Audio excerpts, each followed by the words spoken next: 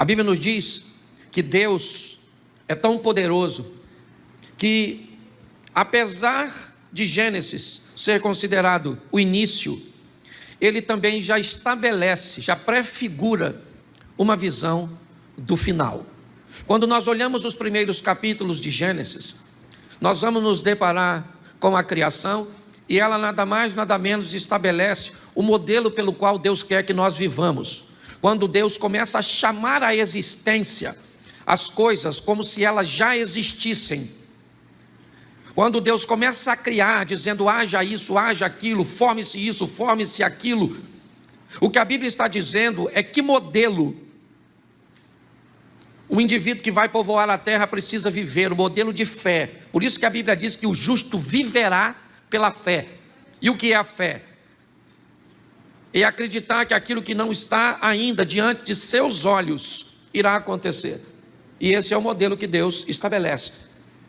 A primeira coisa que Ele faz, e também nos serve por modelo, é trazer à luz a claridade, o esclarecimento. O que Deus está dizendo é tudo que vai fazer, antes de fazer, obtenha informações, traga clareza, traga entendimento. Por isso Ele não faz nada no escuro. Depois, sabe o que Ele faz? Ele tira da água a terra, porque o Espírito pairava sobre a face das águas. E o que vemos é uma sinalização de que a criação, apesar de ser feita no claro, deve ser feita em ambiente de firmeza, de ambiente firme, de solidez. Muitas pessoas não obtêm sucesso em nada na vida, porque constrói tudo em ambientes movediços, de insegurança, de escuridão. Quando nós vamos ver a história de Adão e Eva, nós vamos descobrir como Deus sinaliza os relacionamentos interpessoais.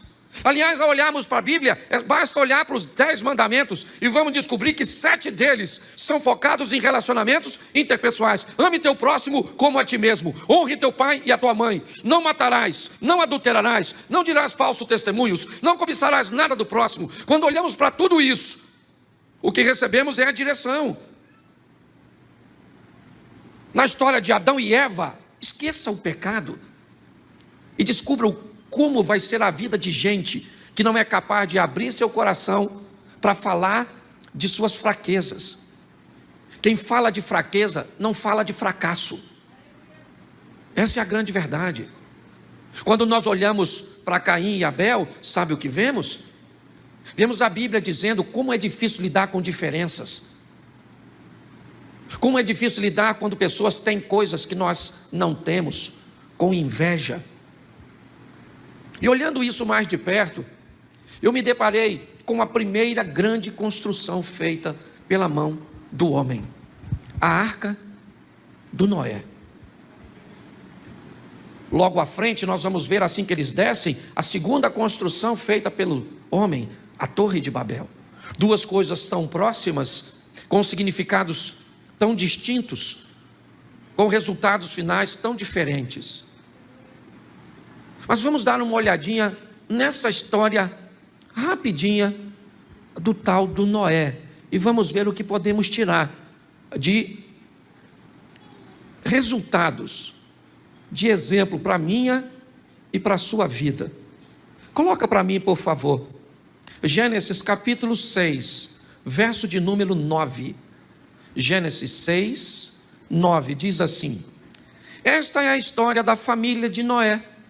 Noé era um homem justo, íntegro, entre o povo da sua época.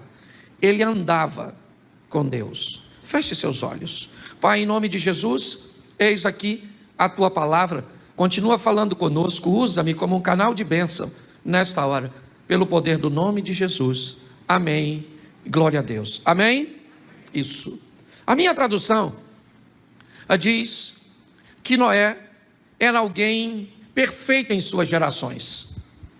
Ele era justo e perfeito em suas gerações. Me parece que a história de Noé tem muito a ver com o passado.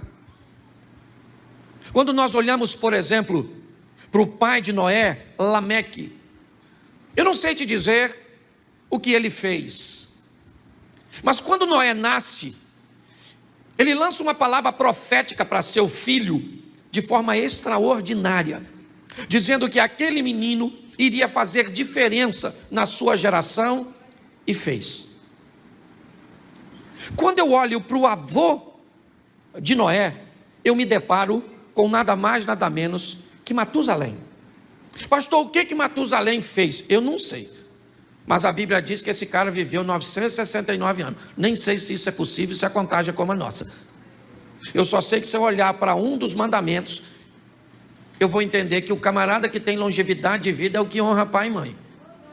Então eu poderia até dizer, mesmo num contexto meio movediço, que Matusalém era alguém de honrar a família. Mas o bisavô de Noé era nada mais, nada menos que Enoque, um homem que andou com Deus e foi levado em glória. Pastor, o que você está querendo dizer? Que Deus está dando o perfil desse cara. E diga-se de passagem, não chega nem perto do nosso.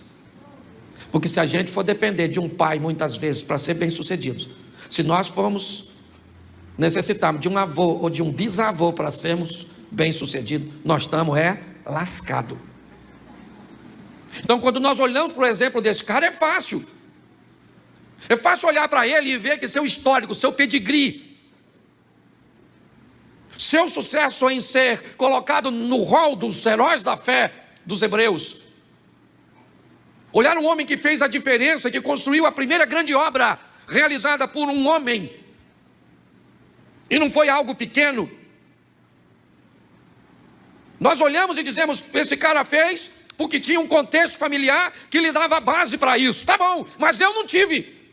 Você não teve. Você teve um pai cachaceiro, negligente, certo?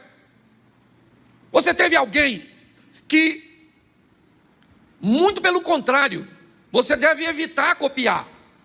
Então como é que eu vou olhar para a minha vida e vou pegar esse texto bíblico e vou dizer que eu tenho condições de fazer a diferença, que eu vou viver o que ninguém na minha família viveu, que eu vou andar com Deus se minha mãe não andou, se meu pai não andou, ou se anda de qualquer maneira, ou se alguém dos meus foi pastor, mas foi um pastor de qualquer jeito, ou se minha família é toda desestruturada? O que é que a Bíblia está querendo me dizer quando me dá como referência um indivíduo tão perfeitinho, para que eu estabeleça como parâmetro? Por que Noé andava com Deus? É fácil. Porque Lameque andava com Deus, porque Matusalém andava com Deus, porque Enoque andava com Deus. Agora, como é que você vai andar com Deus? Como é que isso vai acontecer com você? Aqui já poderíamos ter uma boa desculpa para justificar nossa superficialidade em relacionamento, nossa imaturidade em sensibilidade. Quando olhamos para esse texto, se não colocá-los da forma correta, nós já vamos achar aqui um excelente limitador para mim e para você. Mas não é disso que eu vim falar.